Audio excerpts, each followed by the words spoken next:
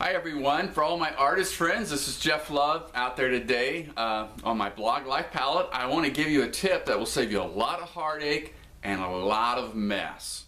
You know, most of us, when we're either squeezing paint out of the tube or we get a little bit on the handle of our brush and that paint begins to get on our hands and it can start to get everywhere.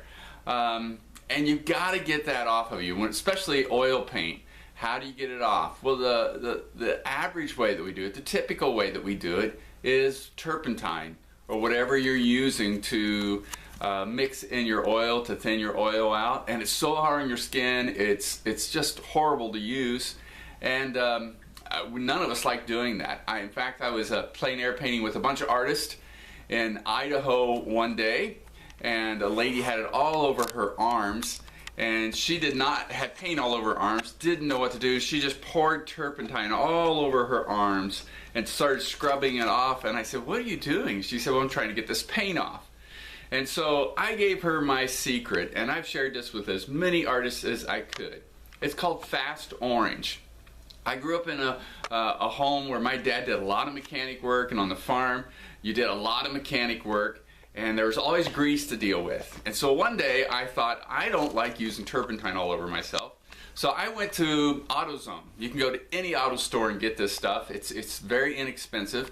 And I remember my dad using this stuff when he had grease, and I thought this has to work for oil paint as well. And I know there's stuff you can get in the art store or an art supply place, but it's a lot more expensive. It's a lot more expensive. Just go to an auto store.